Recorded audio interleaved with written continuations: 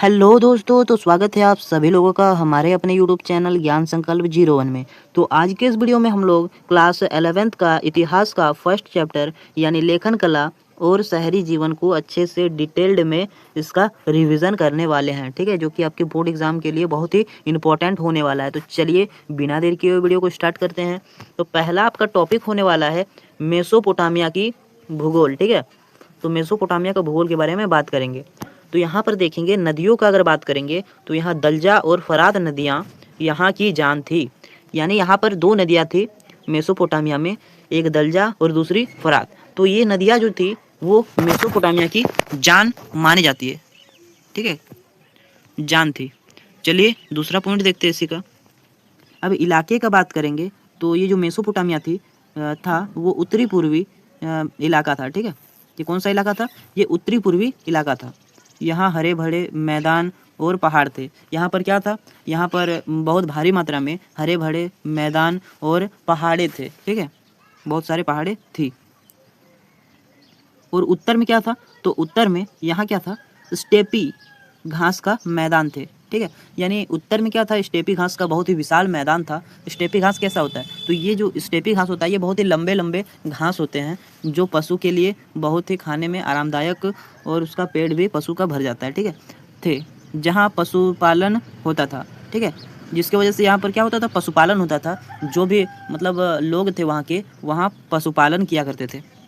अगला देखते हैं दक्षिणी क्षेत्र का बात करेंगे तो दक्षिणी क्षेत्र में क्या था? यहाँ पर रेगिस्तान था। दक्षिणी क्षेत्र में क्या था? रेगिस्तान था।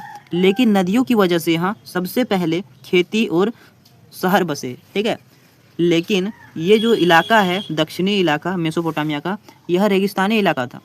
लेकिन वहाँ पर दलजा और फरात नदियों की वजह से यहाँ पर क्या हुआ? सबसे पहले फसल उगाई गई और यहाँ पर सबसे पहले शहर बसा। अगला देखते हैं, आपका दूसरा टॉपिक होने वाला है शहरीकरण का महत्व। अब भाई शहरीकरण का क्या महत्व रहा होगा? तो शहरीकरण का महत्व है, शहर सिर्फ रहने की जगह नहीं थे, ठीक है। शहर जो थे वो रहने की सिर्फ जगह नहीं थी, बल्कि व्यापार, कला और सेवाओं का केंद्र था। ये क्या था? व्यापार करने का जगह था जहाँ पर लोग व्यापार करते थे। और क्या था? सेवा का केंद्र था, ठीक है, जहाँ पर सेवा प्रदान की जाती है वो केंद्र था, ठीक है। अब हम बात करेंगे श्रम विभाजन का, ठीक है। श्रम विभाजन का अर्थ क्या होता है? यानी श्रम को विभाजित करना। श्रम विभाजन का क्या अर्थ होता है? श्रम को विभाजित कर देना, यानी कार्य को बांट देना, समझ रहे हो ना? तो चलिए देखते हैं इसमें क्या होता है। शहर में हर कोई अपना काम बांट कर करता था, ठीक है। शहर में जो काम था वो लोग बांट कर करते थे आपस में। जैसे कोई पत्थर ला रहा है तो कोई उसको तराश रहा है, तो कोई उसको दूसरे जगह तक पहुंचा रहा है, उसका व्यापार कर रहा है, ठीक है। तो यानी सब अपना अपना काम कर रहा है, तो इसमें काम को क्या हुआ? बंटवारा हो गया। तो जैसे यहाँ पर बताया गया है, कोई पत्थर तराशता था, ठीक है, कोई जो है वो पत्थर तराशता था, तो कोई व्यापार का हिसाब रखता था। तो अब जो पत्थर तराशा उसको जो बेचना अब हमको है, ठीक है, तो बेचने के लिए भी तो कोई आदमी होना चाहिए तब ना बेचेगा। तो जो बेचता था वही उसका हिसाब भी रखता था। अगला है माल की आवाजाही, ठीक है। माल की आवाजाही का मतलब क्या है भाई? मतलब सामान का आना और जाना, ठीक है। मेसोपोटामिया में अनाज तो खूब था, ठीक है, मेसोपोटामिया में अनाज का कोई कमी नहीं था, लेकिन वहाँ पर पत्थर, धातु और लकड़ी की कमी थी। वहाँ पर क्या था? पत्थर, धातु और लकड़ियों की कमी थी, जिसकी वजह से उसको क्या करना पड़ता था? दूसरे देशों से वहाँ लकड़ी, धातु और लकड़ियाँ मंगवाना पड़ता था, जिससे वे खाड़ी देशों से व्यापार करके मंगवाते थे, ठीक है, ताकि वो लोग अपना गुजारा कर सके। अगला है तीसरा टॉपिक होने वाला आपका लेखन कला का विकास, ठीक है। अब भाई लेखन कला का विकास कैसे हुआ, ठीक है, इसके बारे में पता करना है। तो इसका जो शुरुआत हुआ, ठीक है, शुरुआत से ही बात करते हैं। तो लेखन का ज़रूरत व्यापार, हिसाब किताब रखने के लिए पड़ा, ठीक है। व्यापार का ज़रूरत क्यों पड़ने लगा? तो भाई अब कोई व्यापार कर रहे हैं, ठीक है, तो उसके लिए हमको हिसाब किताब रखना पड़ेगा, ठीक है, तो उसके लिए ही पहला ज़रूरत पड़ा। अब देखते हैं हम कि मिट्टी की पट्टिकाएँ क्या होती है।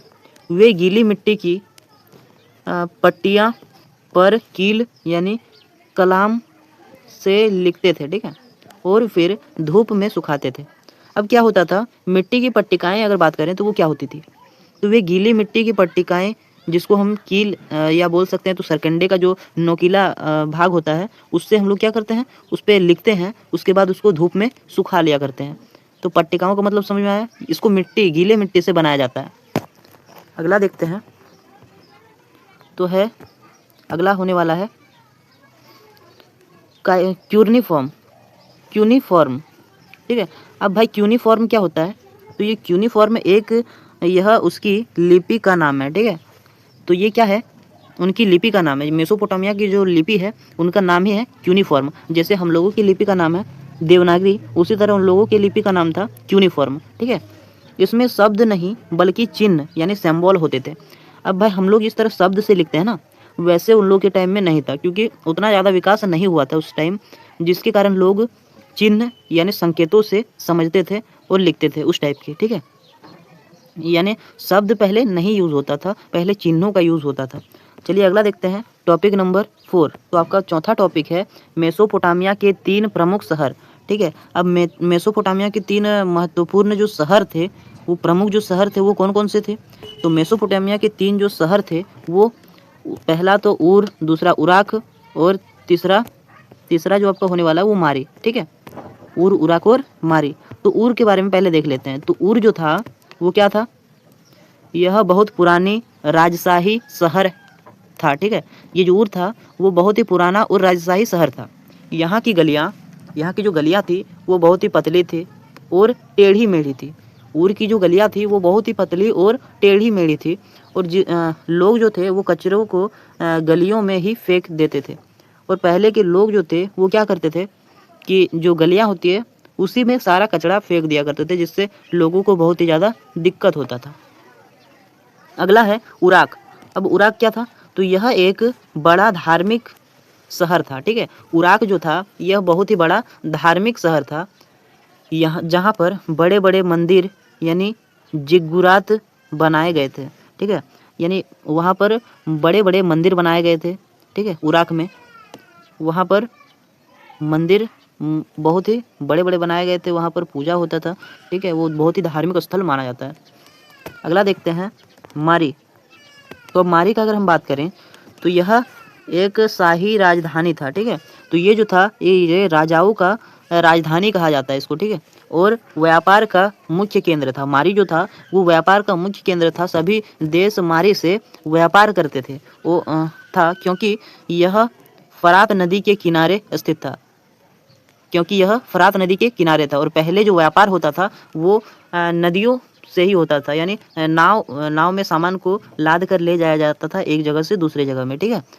अब देखते हैं पांचवा जो आपका होने वाला टॉपिक, यानी मंदिर और देवता, ठीक है। मंदिर और देवता, अब इसके बारे में देख लेते हैं। तो वहाँ का कुछ तो मंदिर होगा, उसको क्या कहा जाता होगा, वहाँ किसका पूजा किया जाता होगा, तो इसको भी जान लेते हैं, ठीक है। तो मंदिर को जिगुरात कहा जाता था, ठीक है। वहाँ जो मेसोपोटामिया में जो मंदिर था उसको क्या कहा जाता था, उसको जिगुरात कहा जाता था, ठीक है। लोग अपने देवता को खुश करने के लिए अनाज, मछली और दही चढ़ाते थे, ठीक है। पहले जब मेसोपोटामिया में क्या किया जाता था, अपने देवताओं को खुश करने के लिए अनाज, मछली और दही वगैरह चढ़ाया करते थे, ठीक है। वहाँ के देवताओं का तो कुछ नाम होगा ना, तो वहाँ के जो देवता थे उनका कुछ नाम था, तो वो नाम था ऊर, जिसको चंद्र देवता कहा जाता है, ठीक है। और इन्नाना, वहाँ के वर्ड में इन्नाना जो होता है वो प्रेम और युद्ध की देवी मानी जाती है, ठीक है। इन्नाना को प्रेम और युद्ध की देवी माना गया है, ठीक है, मेसोपोटामिया में माना जाता था। अगला देखते हैं, टॉपिक नंबर आपका 6 क्या होने वाला है। तो छठा टॉपिक आपका होने वाला है सामाजिक जीवन और परिवार।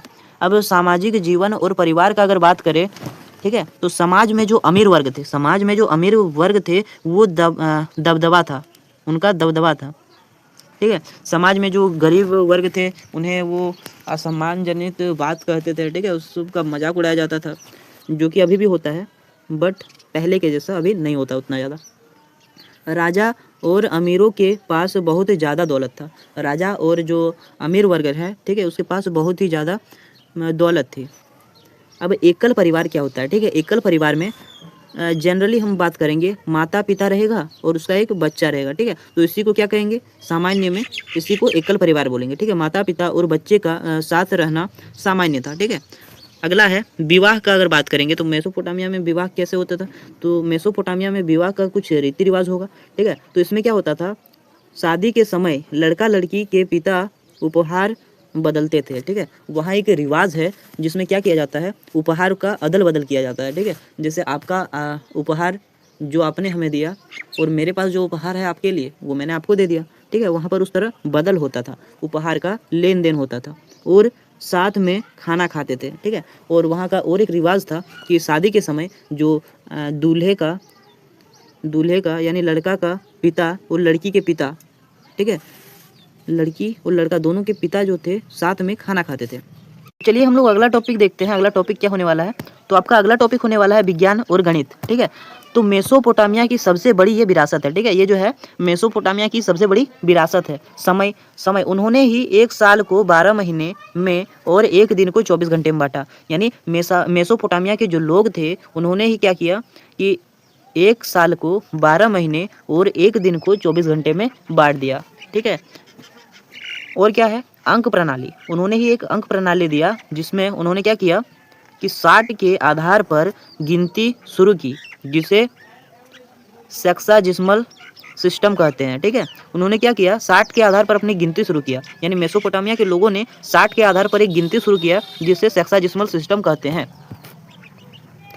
उन्होंने अपना कैलेंडर जो बनाया, ठीक है, वो कैलेंडर किस तरह बनाया कि चांद, उन्होंने क्या किया, यानी मेसोपोटामिया के लोगों ने क्या किया, चांद की गति के आधार पर कैलेंडर बनाया। यानी चांद जिस तरह गति कर रहा है उसके आधार पर क्या किया गया, एक कैलेंडर बनाया गया जिसका वो लोग यूज़ करते थे। ठीक है, अब अगला आपका हो जाता है गिलगोमेश का महाकाव्य। ठीक है, अब गिलगोमेश का महाकाव्य क्या होता है, तो यह 12 पट्टिकाओं पर लिखी गई एक महान कहानी है। ठीक है, गिलगोमेश जो है वो 12 पट्टिकाओं में लिखी गई एक बहुत ही महान कहानी है। ठीक है, उसका उरुख के राजा गिलगोमेश के बारे में है। ठीक है, ये जो कहानी है वो गिलगोमेश राजा जो उरुख के राजा थे गिलगोमेश के बारे में दिया गया है। ठीक है, जो अपने मित्र के मृत्यु के बाद अमर होने की तलाश में निकल पड़ा है।